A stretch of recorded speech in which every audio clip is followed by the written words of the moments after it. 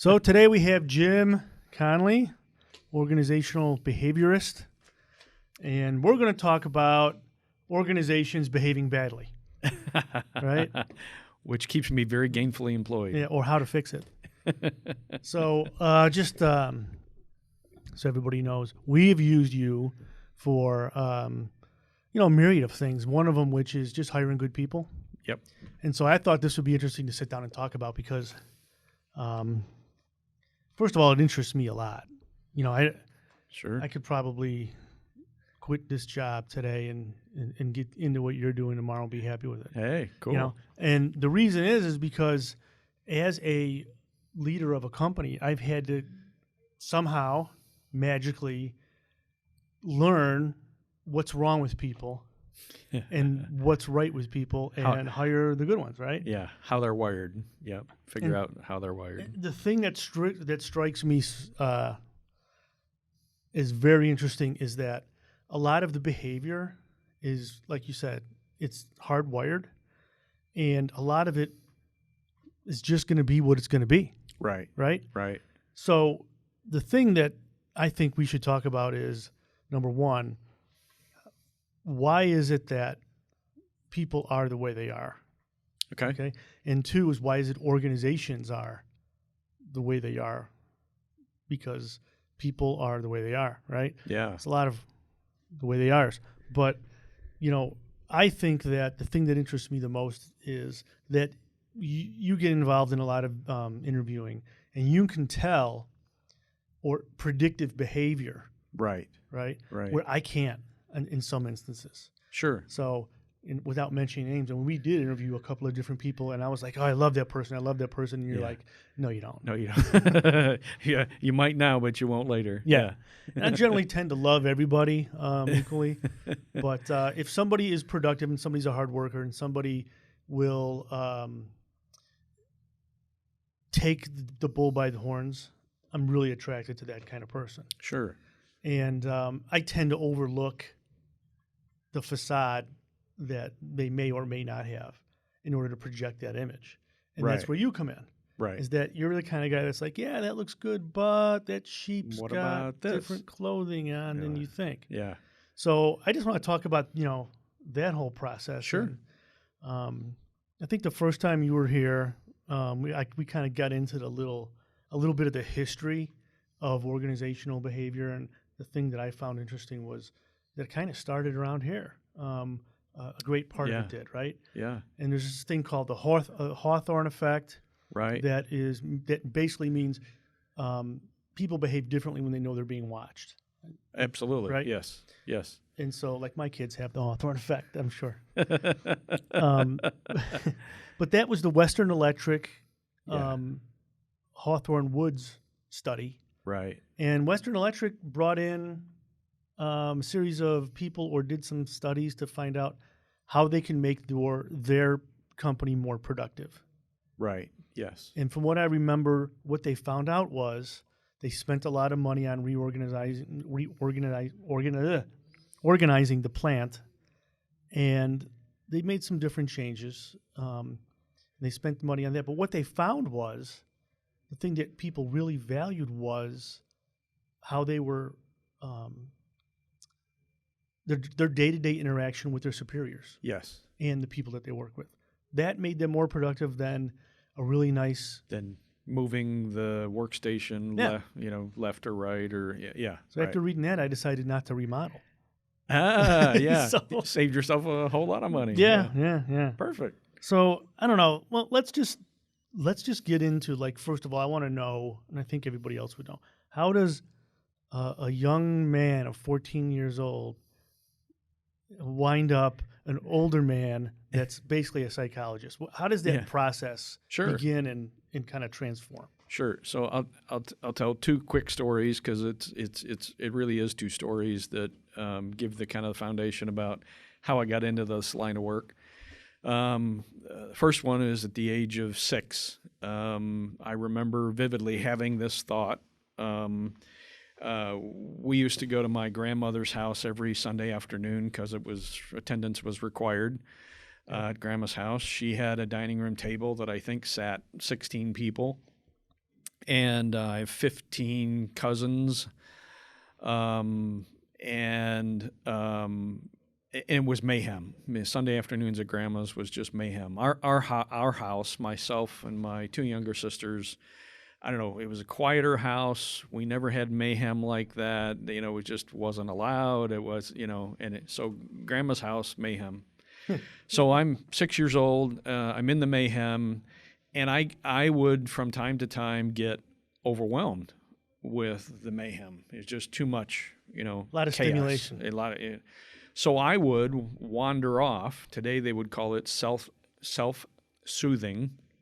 I would wander off into Grandma and Grandpa's bedroom, you know, with a car, or, you know, and I'd play with the car, and, you know, I'd 15 or 20 minutes by myself, and then I'd hear one of the cousins yell, you know, balloons or something like that, and off I'd run back into the mayhem. But I just needed that, right? So I started to crawl under the big dining room table. And so my mom and dad and aunts and uncles and grandparents were sitting around this table. This is, 1970-ish. And they're all solving the world's problems and all of Chicago's problems. They were in Oak Park, but, you know, they were talking about Smoking Chicago. at the table. Smoking at the table, absolutely. Every once in a while, you know, one of the kids would get burned with a cigarette, or, you know, running too close or whatever. But anyway, the good old days.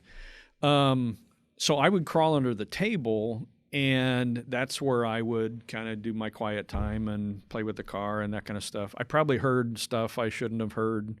Yeah. But they talked about Mayor Daley. They talked, you know, solved all the world's problems. And I remember vividly at the age of 6 sitting under this table one time and thinking, I know what my Uncle Bob is going to say next. Now, and this When you were 6 years old? 6 years old, I remember that thought occurring to me, and then he said it. He did. And then... Let's go buy a lottery ticket after that?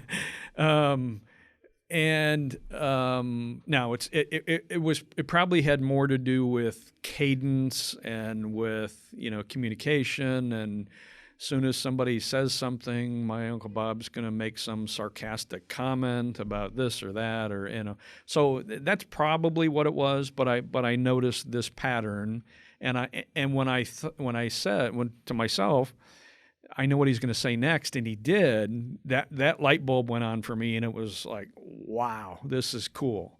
So my favorite place to go from that point forward was under the dining room table to listen. And sometimes I get, you know, busted down there. Get out from, you can't, kicked, or, you know, somebody'd swear, or, you know, there's no kids around, is there? Or, you know, are there? So I remember that moment. I do remember that moment thinking, this is cool. I predicted what he was going to say, and he said it, and that's cool. That's at the age of 6. At the age of 14, I grew up in Elk Grove Village, went to Elk Grove High School. My freshman year at Elk Grove High School was the first year for our new director of student activities. He came from Alton, Illinois, and to this day, he's my mentor. He was the director of student activities and the student council advisor. I was in a math class, advanced algebra or something like that, freshman year. And the third day in class, this kid sitting near me said, you're going to join student council. And I said, no, I have no interest in joining student council. And he said, my dad is the student council advisor. I have to join student council, so you're going to join student council. And I said, no, no, don't have any interest. He said, the girls are really cute. I said, what time's the meeting? So went to the student council, and it was what I expected. You know, okay, we're going to do homecoming. We need to do a car wash and raise some money, and, you know. Mm-hmm. But one Saturday morning in late September, Mr. Phelps, the student council advisor, holds this 2.5-hour Saturday morning workshop And he gives us the introduction, basically introduction to leadership skills and group dynamics. This is how groups work. These are the phases they go through. This is how to be a successful leader versus an effective leader. Successful leader is, Jeff, do this or else. And if you don't do it, you're fired.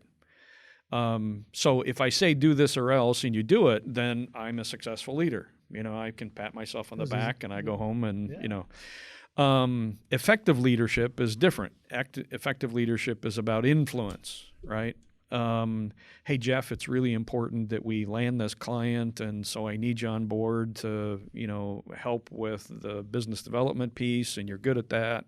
And can I count on you to, and you say, absolutely, put me in, coach, and you do it and you hit a home run, and not only are we successful, but I've been effective as a leader. So that distinction. So he does this 2.5-hour workshop.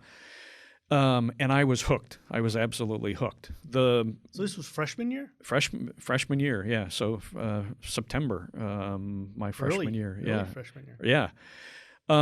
So long story short, he was also the workshop consultant for the Illinois Association of Student Councils and one of the workshop teachers for the National Association of Student Councils. He took 8 of us every summer for our 4 years of high school around the state of Illinois to put on these week-long Monday through Friday workshops for kids who were in student council who wanted to learn leadership skills, group dynamics, those kinds of things. Wow. It was an absolute blast. I learned so much. He took me under his wing, and he would, we would pass out the handouts to the kids who were participating. And then he would walk over to me and he would say, look at those 2 groups. One of them has the information to solve the problem. The other information has the information to solve the problem, but they've also got 3 times more information, that all of which is irrelevant. So they're going to go down rabbit holes and chase things, and just a lot of. So I want you to tell me how they behave, how the 2 groups behave differently. And of course, the group with too much information and going down rabbit holes is starting to break apart, and 2 leaders get in charge, and then 3 leaders get in charge, and they break up the group in order to work on different efforts. And you guys Is are this all set up, or was this? Yeah, it's intentional. Oh, okay. And all of a sudden, the group that has the right information and solves the problem, and the other group is nowhere near solving the problem, and they're just, we lost, we failed, we didn't solve the problem. And then he would explain what happened, and the group went through this phase, then this phase, then this phase, then this phase, and that's how groups work. And I was hooked. Yeah. So my junior year, I said to Mr. Phelps, where can I go to college to study these kinds of things? And in those days, the only thing really available was industrial/organizational psychology. In most cases, it was just industrial psychology. And there weren't many programs. So I went on to college. I got a double major in business and psychology. Went back later to get my master's in organizational psychology, and now I'm working on my doctorate. So that's a long answer to the short question, how did you get started? Well, I mean, it's kind of a let's see if I read correctly. The American Psychology Association didn't even recognize organizational behavior till the 70s. 70s, yeah. Right? And that's right when you 10 years after you kind of fell in love with it. Yeah. So I, right? fell in love under my grandmother's, dining room table at 1970. So it's pretty new. Graduated from, high school in 81. So yeah, the field was really just emerging. Yeah. And there weren't many programs around the country. And there was no YouTube. There was no YouTube. No internet. Yeah, no internet. My kids can't understand how we live without the internet. I can't understand how they grow up with it. I mean, it's really, it's a problem. It's an interesting story. Is that I have a little girl who's about 12. She's a bright kid. She's just incredibly talented musically. She's got all the goods. Beautiful, athletic. Okay. But I've noticed that since the introduction of the phone, and I have 3 kids, but she's the youngest, so she's had a phone for maybe a year. Yep. That's made her life miserable. The phone has made her life in my mind. Yeah. Okay. Because look, you're not old enough you don't have a job. Right. You don't need a phone. Yeah. You don't need no one's calling you. But what happens is kids today, that's their whole thing, is they communicate through social media, basically. Yeah. They don't, like me and you, when we wanted to see our friend Bobby, we walked down the street and, hey, did Bobby come out? And her mother would be like, yeah, get out. Get out. And we'd roam around the streets. You don't see a lot of that. Right. You see a lot of empty playgrounds. Yeah. You see a lot of vacant fields with nobody in them. If there was a vacant field around my house, somebody was playing baseball in it or football or something. And it was just it was an unorganized game. It wasn't a league. It wasn't. You just pull it together. Not only that, but a lot of that self-governance, a lot of that self-reliance stuff that you try to teach kids. Yeah. Where do you learn that?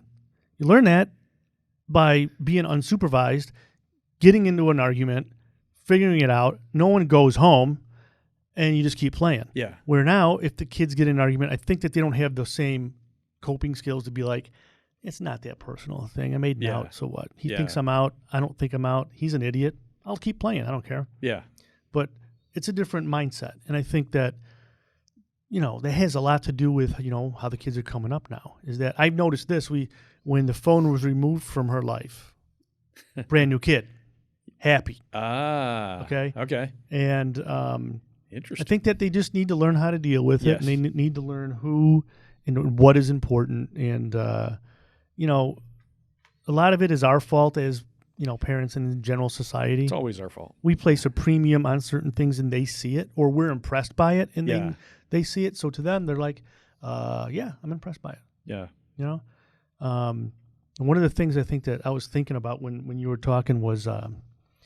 This idea that we learn through, we have a predictive mind to begin with. Yes. I read a book recently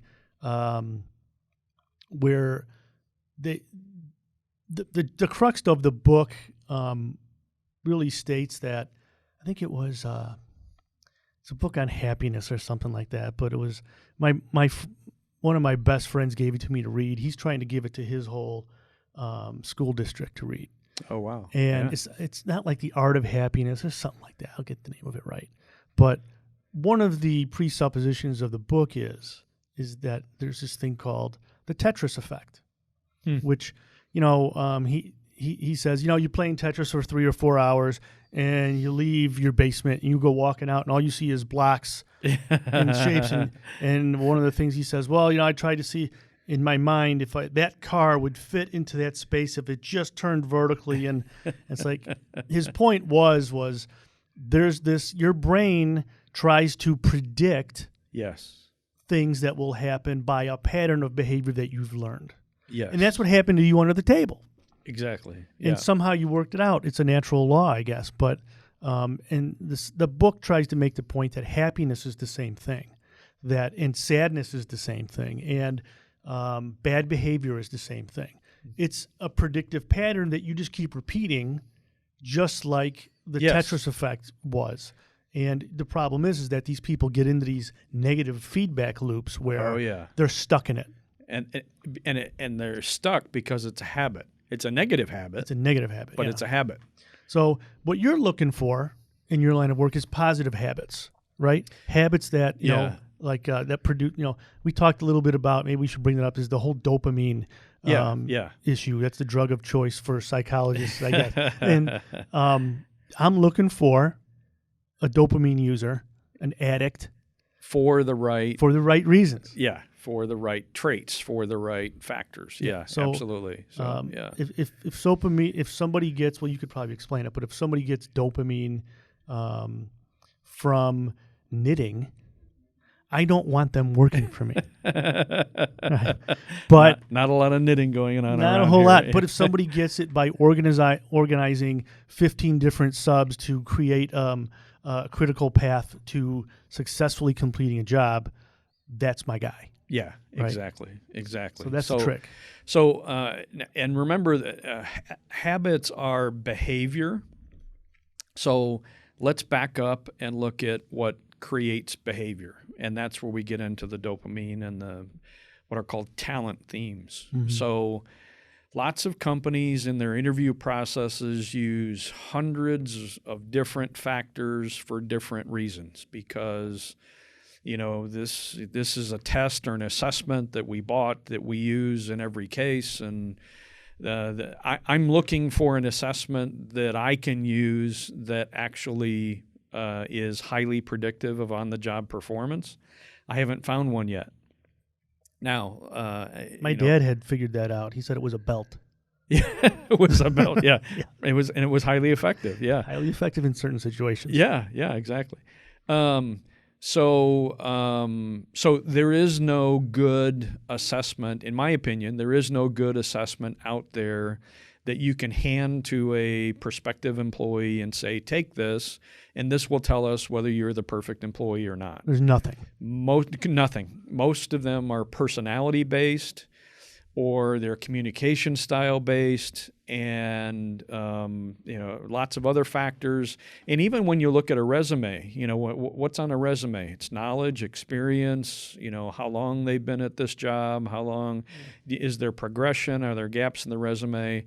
There are hundreds of factors we look at when we consider hiring an employee, a potential employee, but none of them is as predictive of on-the-job performance than the chemistry wiring in our brains. The secret is that the people need to know what that is. Exactly. Right. Yeah. And what would you say, 90% of the people don't know what that is? Right. They can't put words to it. Wow, this guy really, he does the work of 2 or 3 people, or we need another Joe, or we need another Elliot, or we need another, and they can't, Guy just gets it. He gets it, right? He does the work of 2 or 3 people. We need another one like that. Yeah. And that's not predictive because you can't, Elliot's twin brother doesn't work in the same industry that Elliot does. So, that you can't base it on that. What you have to base it on, the decision about somebody and whether they're a good fit for this particular job, is first, before you interview anybody, define. So there are 34 talent themes. And if you want more information about talent themes, go read Now Discover Your Strengths or Strengths Finder. So there are 34 talent themes. Who came up with all that? Gallup organization. It wasn't like one guy, some psychologist, father of talent themes. Yeah. So Marcus Buckingham and Don Clifton were the authors of Now Discover Your Strengths. So the Gallup organization did that research. Marcus and Don led that research project. And they didn't have a preconceived notion about what they were going after. What they simply found was that a talent theme, which is a naturally occurring pattern of thought, feeling, or behavior, naturally occurring in the mind, in the brain. Naturally being the operative word. Naturally, so it's chemistry. It's brain chemistry. It's, it happens, right? So I am naturally analytical. I can't help it. When I walk into a McDonald's with my wife, as we did the other day, I'm looking behind the counter to see how productively and efficiently the place is running. And I turn to my wife and say, honey, look, the place is running really productively and efficiently. And she just rolls her eyes. Who cares? Shut up and order lunch. When I'm at McDonald's, I'm like, I just want to get out of here. Yeah. I just want my food and I want to leave. Yeah. I'm a people watcher, so I will watch people anywhere, including... So do you have a good time waiting in line, like at Disney World, you wait 2 hours for a ride. Oh, is yeah. that like a great way to spend your time? Yeah. I got to learn how to do that. I was waiting for a guy who was 20 minutes late at Ogilvy Transportation Center, downtown Chicago, last week, and he was 20 minutes late, and he was texting me, and I'm so sorry, I'm going to be late, and this is a pain, and and I said, don't worry about it.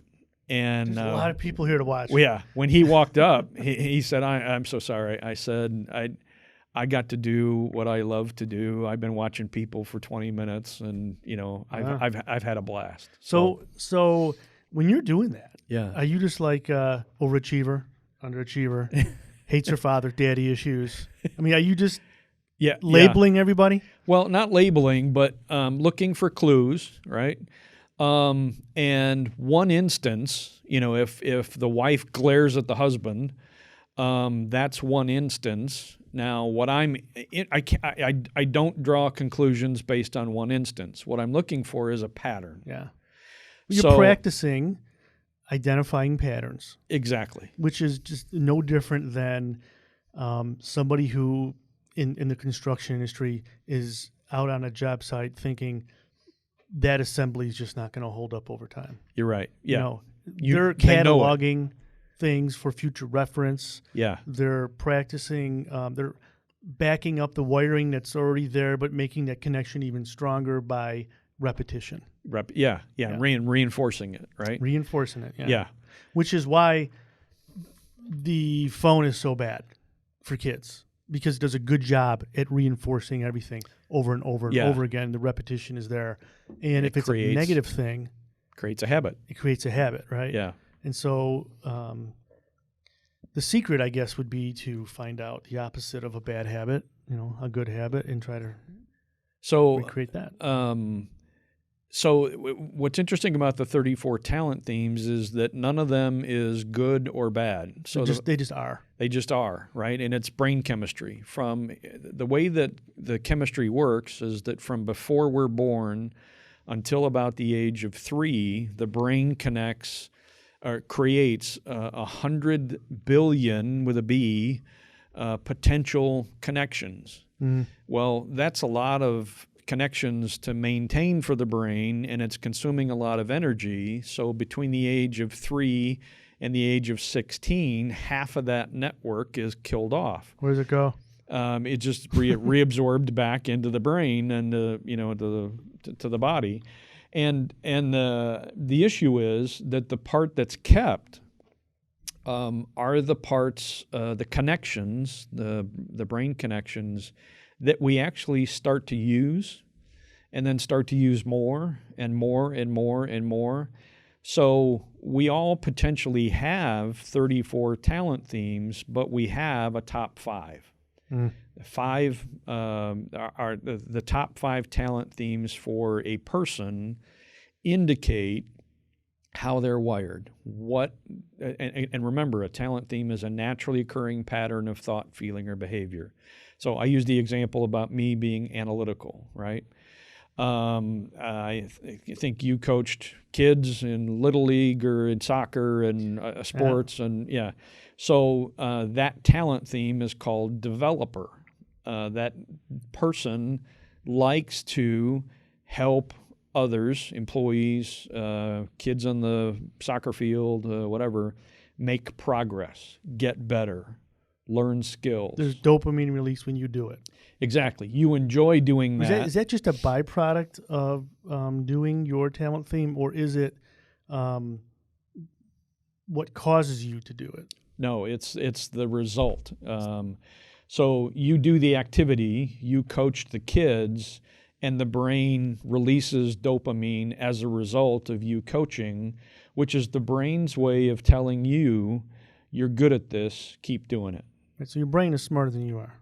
Yes, our brains are far smarter. Which is crazy. In good ways and in bad ways. Right. The brain also has a comfort zone and protects us by saying, don't try anything new, don't do anything new, just do it the way you've always done it, which is why it's so hard to change habits. To change. It's safe. It's safe. Just go back to the way you've always done it, forget that diet, forget working out, forget, the new habit. McDonald's Coke tastes really good. Yeah, right. So why would you go anywhere else? Yeah, exactly. Which is what McDonald's wants you to think, right? Yeah. They probably got their own psychologists working for them. Absolutely. I guarantee it. Yeah. So how do you help a company? Great question. With the right people through this process. So we create what's called an ideal candidate profile. And what we start with is, again, before we interview anybody, so they're going to say things like, we want another Elliot, we want another Erica, we want another whomever. And I'm going to say, hey, here are the 34 talent themes. I want you to pick the top 5 talent themes that you're looking for. And that we're going to use that as the basis for the interview. So they go through this process, and why do I focus on talent themes? Because talent themes are more predictive of on-the-job performance than any other factors. Personality's great, communication style's great. They all contribute and predict, on-the-job performance, but nothing is more predictive of on-the-job performance than talent themes. Because it's naturally occurring. It's wiring. It's our naturally occurring wiring in our brain. So if you hired me and I'm analytical, it doesn't matter what job you hire me to do, I will do it analytically. So if you want me to plan the company Christmas party, I will do it analytically. Yeah. Erica may do it creatively, and ideas and possibilities and what if and could we go here and go there. I'm going to do it rather analytically. So with a company, we identify the top 5 talent themes for this particular job, and then we also identify the 3 most important tasks for this person to do. Now, what I say is don't summarize the entire job in 3 bullets. That's not what we're after. What are the 3 most important things for this person to do? That's the crucial part. It is, because their job description that they get handed at some point, if they get a job description, has 32 bullets on it, right? When 32 things are important, nothing's important. What are the top 3, right? But I mean, what I mean is the crucial part to this process seems to be the people who decide what those talent themes are that they want. Right. If they mess that up, they're going to get somebody. It's like creating a Frankenstein, right? Yeah. If you think that if you overvalue the wrong things, you're just going to get something that may or may not work. Chances are, you're going to get what you want, or you're going to get what you put down. The question is the really crucial part, I think, is analyzing if those things are the things that are successful for your company. Exactly. Now, so there's 2 things that happen to make sure we've picked the right top 5. And that is, I'm asking questions along the way. Boy, we need somebody who's analytical. Okay, why? What percentage of the job is going to be this analytical? Well, they'll do it, once in a while. Okay, maybe it doesn't belong in the top 5. So your job is kind of like to be the referee of the talent themes. Yeah, so the facilitator, the referee, the whatever. So, and then we're also going to compare those talent themes to, an ideal top performer in the company. So we've said we want somebody who's analytical, developer, and strategic, but your top performer has none of those 3. Okay, let's go back and revisit the 5. So there's a process that we go through to help make sure we've picked the right 5, because it is so crucial that we pick the right 5. And that's interesting, because not every company is going to be the same. Oh, right, exactly. Right? There are reasons why company culture. Apple's absolutely. Successful for a reason. Yeah. And Langehaumer Construction is successful for a reason. Yeah. They're not the same reasons. No, not at all. A lot of people make the mistake thinking that they are. Right. Right. If I could just read a Steve Jobs book and just do what he did. That's what we're going to do here. That's going to work. It doesn't work out like that. No. It's a lot to do with chemistry. It's a lot to do with time and place. And or there's one perfect project manager, and we want to hire that perfect project manager. Well, there's an ideal project manager for Langehaumer that might be different for a different company. So there definitely is, and I can tell you, I've worked at a few construction companies, and the success of those companies is not really something that you could put in a jar and sell and Right. replicate it. It's intrinsic to that specific circumstance. Yeah. And that time. Yeah. Right. In that market. And those Exactly. things don't always replicate themselves. There's some similarities. Yes. Right. But the reason why Company A is successful in 1998 and had a great 10 years is not going to be the same reasons why in 2019. Right. The next 10 years are going to be they're going to be different because times are different, people are different, technology is different. Yes, exactly. And talent themes, do these things change with technology, with the certain the political environments, or just do they change with the times, or are they pretty much etched in granite? Yeah, what the research clearly shows is that our talent themes are what the research says is enduring over time. So our talent themes go with us through our lifetime. Now, we may add more knowledge, we may add more experience, we may learn new skills. All those things get added along the way. But our talent themes are enduring. Again, the talent theme is a naturally occurring pattern of thought, feeling, or behavior that goes with us over time. So again, if you hire me to run a bakery, I'm going to do it analytically because I can't help it. Right. Now, the cool part, or the ideal scenario, is that you have analytical work that you need to be done. So you hire me to do it, and I do the work of 2 or 3 people because I analyze things naturally. I see patterns that other people don't see. And you say, wow, I'm glad we found this guy. That's called that's what we call a 4X performer. A 4X performer is a peak performer. They're in the right seat, right bus.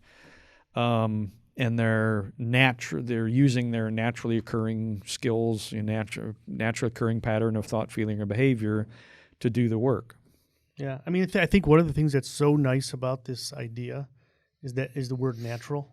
Yeah, because that means I can walk away, I can go on vacation for a week. They're still doing it. Yeah, they can't help it. Right. It's not. I don't have to hang over their shoulder. I don't have to check what they're doing.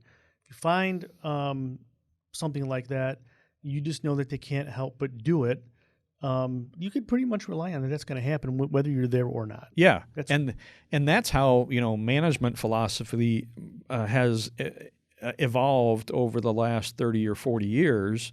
We used to believe that theory X versus theory Y. We used to believe that if you didn't supervise people doing their work, then they would slough off. And that's theory X, right? You gotta watch them. You always have to watch them. They're gonna screw off if you don't watch them. Well, if you find somebody who loves doing what they do and they're getting a dopamine high, a natural occurring high, for doing that kind of work, they'll 5 o'clock will come and they'll keep working because they love doing it, right? Yeah. And what better scenario than for us to find people who love to do what we need done? That's the key. Yeah. You got, it's not easy either. I mean, no, to it's not. Find them, putting an ad in the paper isn't doing it. Yeah, right. Because everybody wants a job too. Yeah. And they'll do a job they're not programmed to do well. Absolutely. Right? Now, and you're onto something there because nowadays every candidate has already read the book about behavioral interviewing and how to beat a behavioral interview. Mm-hmm. And they know that most interviewers are going to start every question with, tell me about a time when. Tell me about a time when you were running a project and it failed and how did you recover? I had a project that failed and this is what I did. And, I've thought out the answer. I've rehearsed the answer. I'm giving my rehearsed answer. Whether I've ever done that or not is a whole different story. Tell me one of your bad qualities. I love that one. Yeah. Well, I work a little too hard. And then there's the standard response. Oh, yeah, I yeah. tend to work really hard. Yeah. And I've had that answer many, many, many times. I've heard it many times, yeah. Yeah. And I think to myself, no, you haven't. Yeah. And I start with strengths so that people aren't defensive and tell me about your strengths and what are you good at. And part of that is self-knowledge. Are they aware that they're good at being analytical or whatever? So we talk about strengths, and then I say, okay, flip side, typical interview question. Tell me about, your weaknesses. Tell me about work you don't like doing. And, my weakness is that I show too much initiative. Yeah. It's like, oh, shut up. It's always I show too much. Yeah. Shut up. I mean, people have figured it out. And so I guess this is just being more aware of what people are, right? Yeah. Somebody once told me where there are people, there are problems. And so if you're aware of that, when there are people, there are problems. But where there are people doing what they naturally do.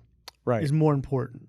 Yes. Right? Because somebody may think that what they're doing is just what they naturally do and they're good at it. But if that thing is destructive, that's a problem. Yeah. If it's not destructive, then great. Yeah. Go ahead, have good times. But so identifying these like strengths and these traits is key to putting the right piece of the puzzle where it's supposed to be. Yeah. Now, how does that affect the company? And here's how it affects the company. If we hire somebody who is trained, capable, competent, they've done the job for a couple of years for some other company, and we hire them and they come aboard and they perform, meets expectations, you're right? We call that a 1X performer. They are providing a slight return on investment for the company. And that's good because they're profitable, right? The company is getting. It's not costing you money. Exactly. You're basically breaking even. You're breaking even, or they're providing some sort of a return, right? If we can find somebody who's right seat, right bus, playing to their talent themes, and using their talent themes, again, if we have a position where we need somebody to be analytical and we find somebody who loves to be analytical and we put them in that job, they thrive, right? Mm-hmm. They're doing the work of 2 or 3 people. They see things that other people don't see. They can't help it, right? They love being analytical. We call that a 4X performer. And where that comes from is research that shows that a peak performing employee returns back to the company 4 times more than an average performing employee. So let's do everything we can to hire more and more 4X performers and fewer 1X performers. Here's an interesting question. So let's say, what are the properties of the 4X person? Meaning, let's say you've got a 4X person, but all of a sudden their salary gets doubled because they're so good. Are they going to still bring 4 times the value, even though now their salary is double what it used to be? Is that like one of the properties of this individual, or does it fall off? Are they back to now maybe they're a 3X or a 2Xer? Yeah, so it depends. Are they motivated by money? Do they look at this increase in salary and go, wow, now I have to deliver more of a return? How can I deliver more of a return? How can I get better? The 4X peak performer is always thinking about, how can I do this better? How can I get a better, how can I get it? How can I sell this project for a higher percentage profit? Mm-hmm. And they're always looking for ways to perform better. Because I think some people in the industry just burn those people out, I guess. That's my point. Yeah. Is that at some point it's just like, look, we're, a horse is only so fast. Yeah. So it's not going to get faster by giving it more hay. Right.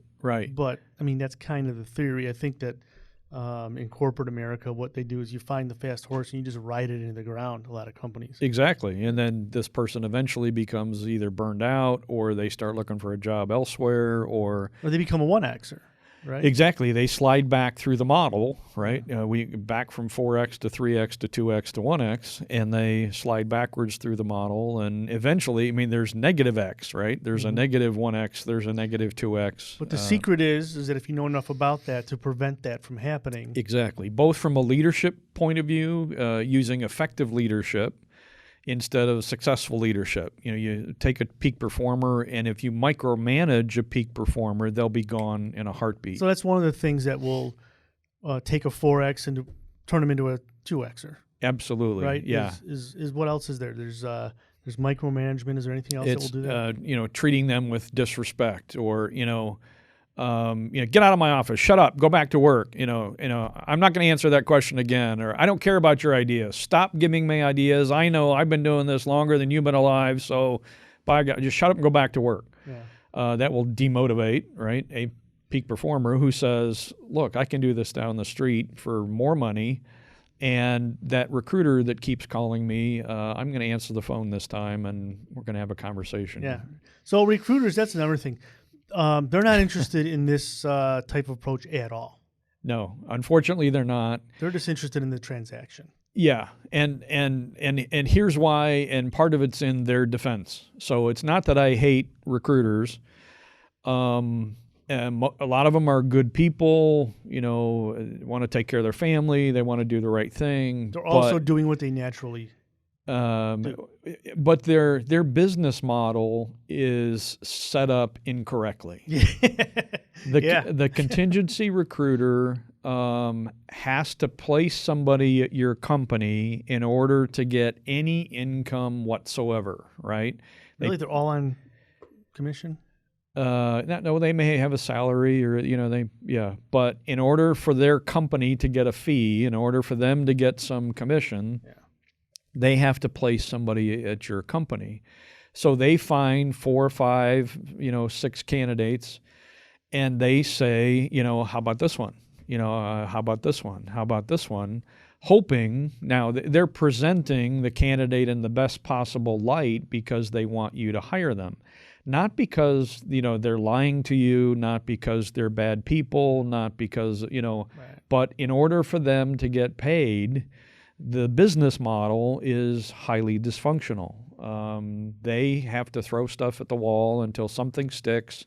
When it sticks, they get paid. Mm-hmm. I and retained recruiters, and so I probably fall more in a retained recruiter model than a contingency recruiter model, and that is, if we want to work together, then there's a process. It starts with the ideal candidate profile. I'll walk your team through that. Let's define what talent themes we're looking for, the top 3 tasks. And I charge a fee for that, right? And I'm on the job until the person is hired. The 4X performer is hired and on the job and, working. Yeah. And so I don't care whether we pick this candidate or that candidate. I have no vested interest in saying, please pick this guy. Please pick this guy. Because I get paid for this one, but I don't get paid for this one. You know what? It's the sense of urgency that's created during some of these transactions that kind of just wears me. It's Look, come on. Well, they're not going to be around long. I don't care. Yeah, you better move this week. You better do something. But I think that's why we're talking about this, is that this approach there's so much more to it. Yeah, there is. Than just, look, he's got a great resume. He worked here. He's going to make you a ton of money. Yeah. Because and some things that go into it. Something you said is critically important. When you look at a resume, the resume does not contain anything about this person's natural wiring, about their talent themes. Now, there are some things you can kind of read into it. When I look at a resume, I look at resumes for about 5 seconds, maybe 10 seconds, and I can start to see some things in the resume that pique my interest or don't pique my interest. But The way that we hire people in the U.S. is that we look at a resume and we decide we're going to do a phone interview or a face-to-face interview, and then we, lay the 4 resumes out and go, I like this guy, or I like this lady, or I like, pick this one, or he reminds me of so-and-so, or, and we make our hiring decision. So the resume is a horrible way to do hiring, bottom line. So what's the best way? Best way is to, start to look at either a job description or kind of facilitate through the process of the ideal candidate profile. What are the top 5 talent, out of the 34 talent themes, which 5 are most important to on-the-job success for this job here at your company? Mm-hmm. What are the top 3 most important tasks that this person needs to do, to be successful on the job? And because talent themes are more predictive than anything else, in the interview process, I'm testing whether those talent themes are actually there or not. I see. Yeah. I mean, you still can't get away from the resume, but I mean... Right. Yeah, it's a piece of the puzzle. You need that so you know who to call back. Yeah, you need their phone number, you need their... And, the knowledge and skills and certifications and degrees and, those are contributing factors. I mean, I don't want, somebody from the construction industry to do my open heart surgery, right? I want a qualified doctor who's, got the right certifications, right degrees, all that. So, knowledge, skills, certifications, degrees, those things are important. They have to be there. But basing your decision, hiring decisions only on that, it doesn't result in a good outcome. Yeah. So I guess the other thing is you're probably a pretty good, you'd probably be a pretty good interrogator. You could probably work for the FBI. Yeah. And the reason why I say that is you probably, how many people do you think you've interviewed, you interview per year? It's got to be a lot, right? Yeah. So I'm now up to 2,400 behavioral interviews. And when I started behavioral interviewing, I thought, after 300 or 400 of these, I'm going to get kind of bored with this whole process. 2,400 interviews later, and I'm still as fascinated, with every single conversation. That proves your statement. It is a naturally occurring property. Yeah. And natural means you don't get tired of it. Right, exactly. I did 2 yesterday. I'm going to do another one this afternoon. I remember, I took a client out fishing once, and we were in Colorado and fly fishing, and we didn't catch anything all day. And we started at like 5:30 in the morning, and 7:30 at night. He's still casting and casting. And I remember looking at him going, "You must really like to fish." Because I sat down, I ate. Did you ask him that question? No. I just remember 8 o'clock. Then all of a sudden it starts to get dark. He's still fishing just as he was doing it for the first 5 minutes at 5:30 in the morning. I mean, he was really into it. Still into it. And I thought, this is exactly what I think you mean by the effect of dopamine and, it controlling what you do. Yeah. And the fact that you can interview 3,000 or so people and not get tired of it. Right. Or Tiger Woods could hit 1,000 balls a day and not get tired of it. Right. And that's what makes people good at certain things. So let me give everybody a clue about when the dopamine is flowing. When the dopamine is flowing when you're doing a task and you look up and you think it's been an hour, and it's actually 2.5 hours later. Yeah. So time flies by. When time flies by, that's the effect of the dopamine. Yeah. I think everybody can relate to that. There's always something. Everybody's got that one thing. Yeah. That they can just do. Yeah, and they love to do. My mother was cooking. Yeah. My mother, I remember just watching her, and it was just like, you've been in the kitchen for 4 hours. Yeah. What are you doing? And has it been 4 hours? No, yeah. honey, I'm having fun. Yeah, we just started. I'm like, no, you didn't. Yeah. But yeah, I mean, and you know what? My mother would always say that that cooking for her solved a lot of her problems, or Yeah. it eased her mind. Whatever was going on, you can go to that, and everybody's got that. You've and got that. professional Yeah. baseball players is probably hitting a ball, or Yeah. you look at all the professions, and I kind of wonder what lawyers do. Do they just argue and accuse people of things and make snarky comments? But maybe that gets them to where they want to be. I don't know. But yeah, their daughter's boyfriends had better be careful because the lawyers will practice on them. Yeah. Well, as the company grows and as we're dealing with more and more people, I think that I've become a little bit more aware of this whole universe of thought and organizational behavior. And have you seen any examples where the organization itself takes on the same characteristics of an individual, meaning the organization as a whole succeeds because of some kind of a trait? Yes. So yes and no. If the owner of the company, let's talk about culture. Culture is simply defined as the way we do things around here. Now, the way we do things around here might be a direct connection, have a direct result of how the owner does things and wants things done. So it could be that this is how we treat people. This is how we pursue clients. This is how we go about this. And it could be that the owner has found, look, over the years, I have found clients by entertaining them, by taking them out. I take them fishing. I take them golfing.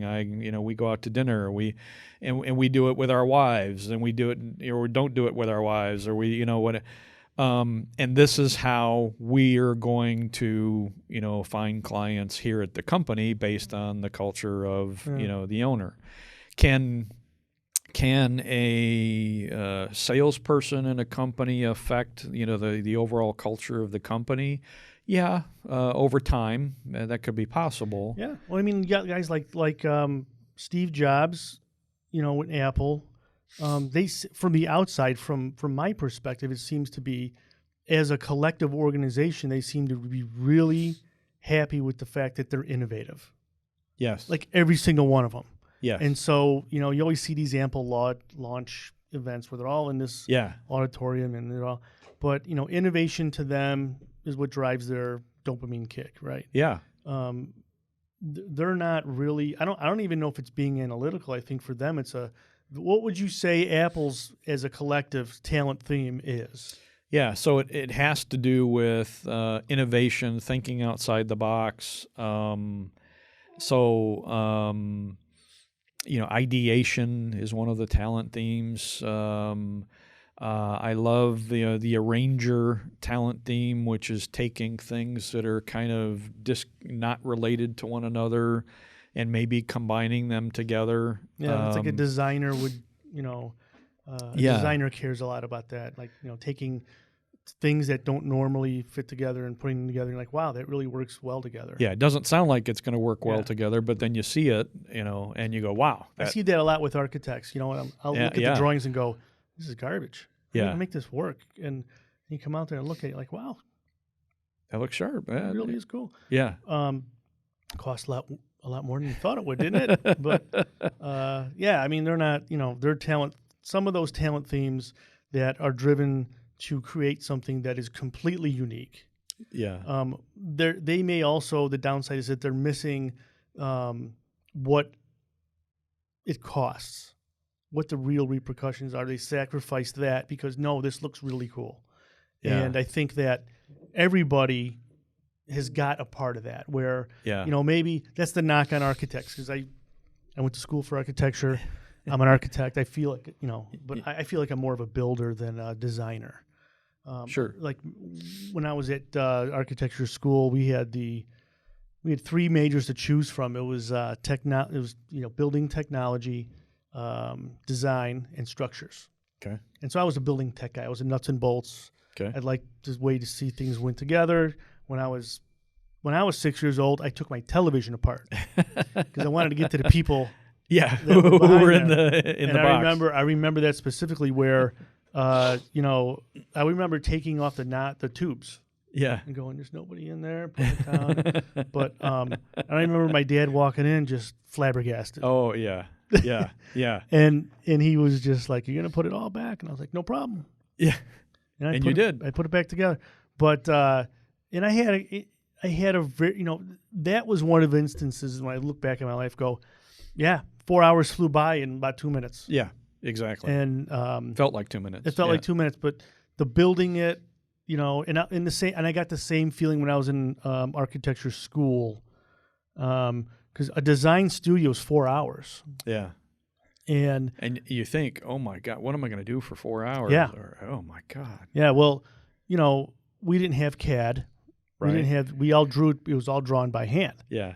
And so you sit there, you get a 24 by 36 piece of vellum, and you start drawing, and 4 hours fly by like that. Oh yeah. And I think it was the same for everybody in the studio. Yeah. You know, where now I look at guys that are doing it on computer, and I think the same experience could be happening for them, but it's a little bit different.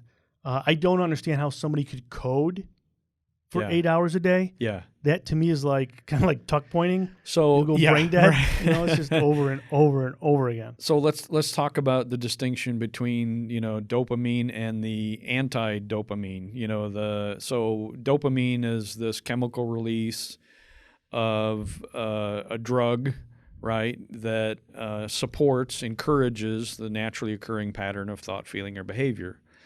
If you end up with a responsibility that is not anywhere near, it's not something you enjoy, the reality is it feels like time is not flying by. Stand still. Time is standing still. You think an hour has gone by and it's been exactly 7 minutes. It's like right? the most anxious moment of your life.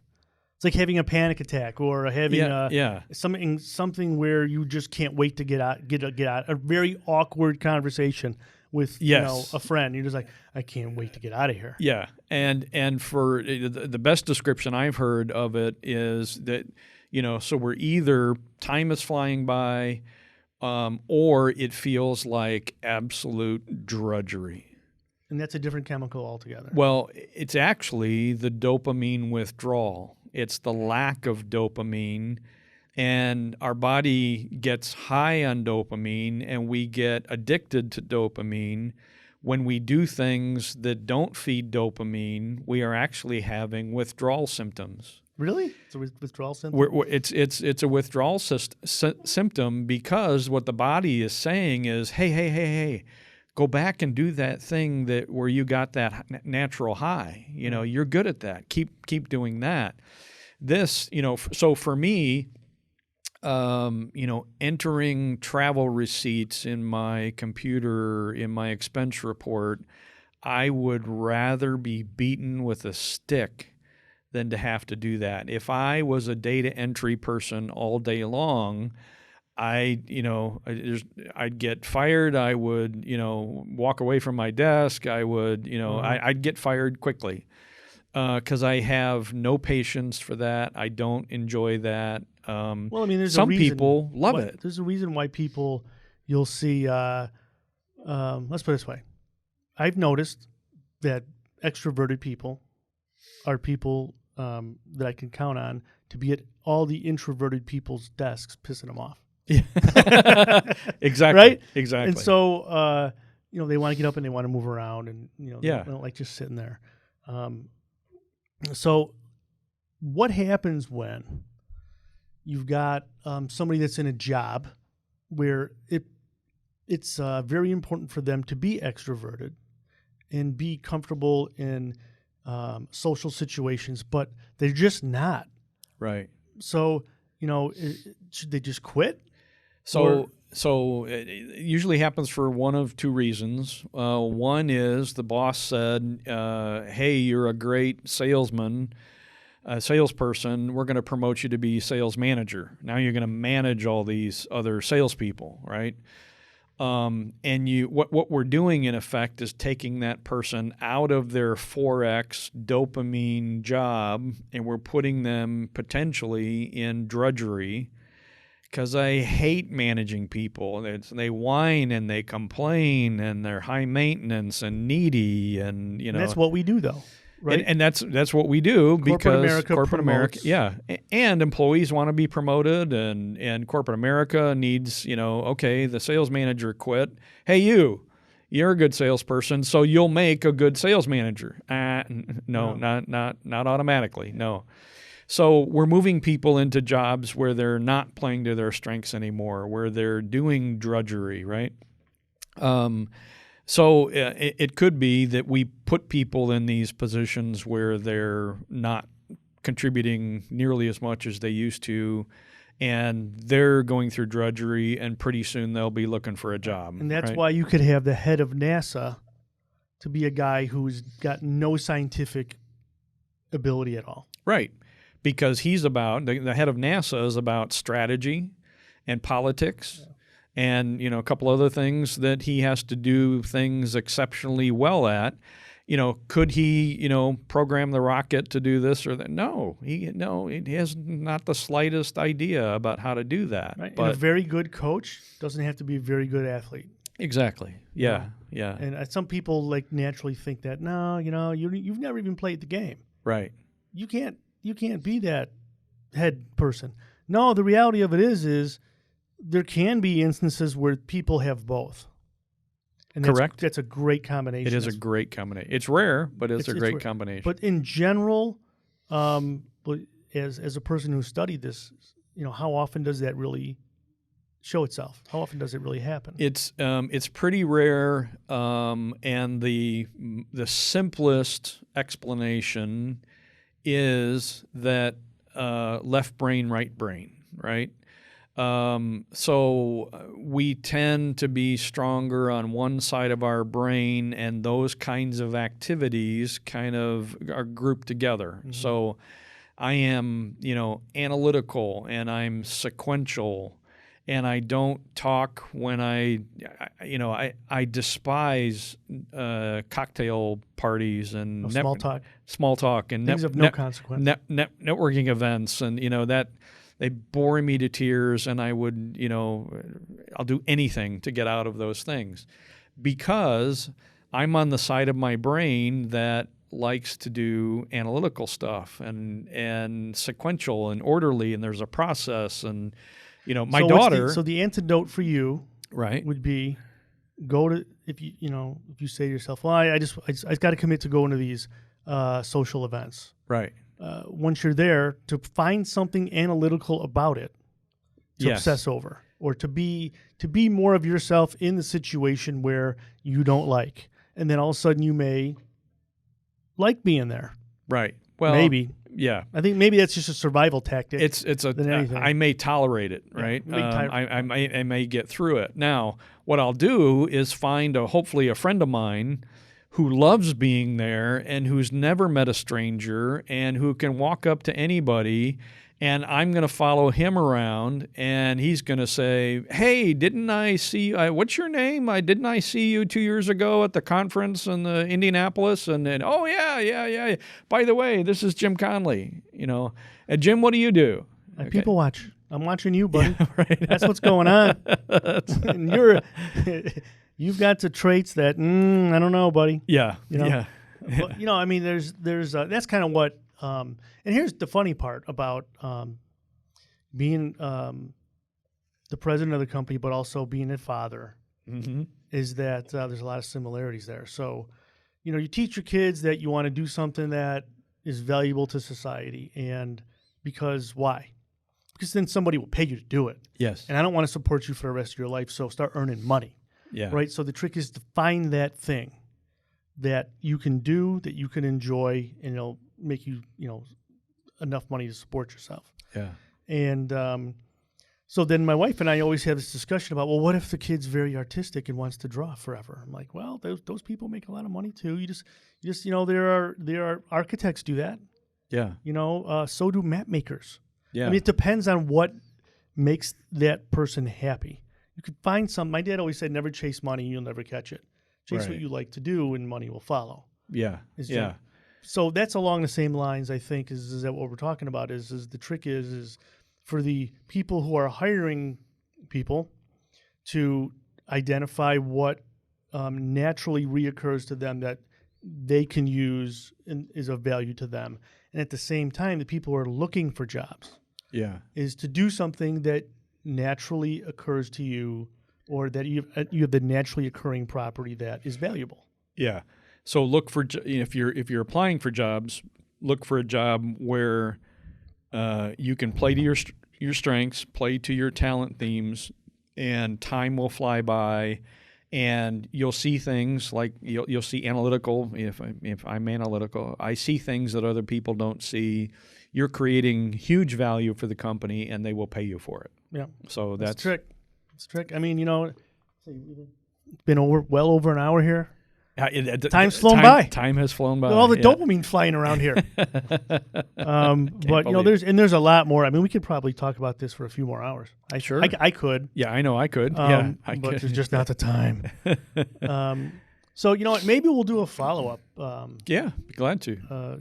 Podcast here, because I think that the trick is in any industry, not just mine, is to find the right people is so difficult, not because it is difficult, but because we've been going about it in ineffective ways. Yeah, ineffectively. Kind of like you said, the difference between being a leader and being an effective leader. Yeah. A successful leader versus effective leader. Right. And a lot of it is learning about this whole process of what makes people do the things they do and what doesn't. Yeah. And I guess I would summarize it by saying underneath every conversation that you have today is the science of human behavior. So underneath it. So whether it's a conversation with a child, a spouse, a coworker, a boss, an employee, the science of human behavior is the foundation underneath every one of those interactions, those conversations, those promotions into this job or that interview, or the science of human behavior can be is predictable.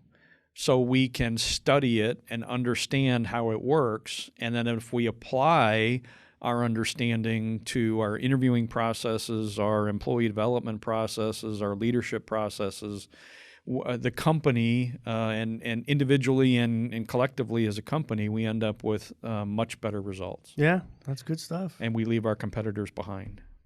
There you go. And then they're going to have to figure out a way to counteract that. But yeah, no, it's good stuff. Thanks for coming in. Glad to. I appreciate it. I think it was pretty interesting. And who knows? Maybe we'll do another one. Great. Yeah. Thanks, right. Jeff. Thank you. Appreciate it.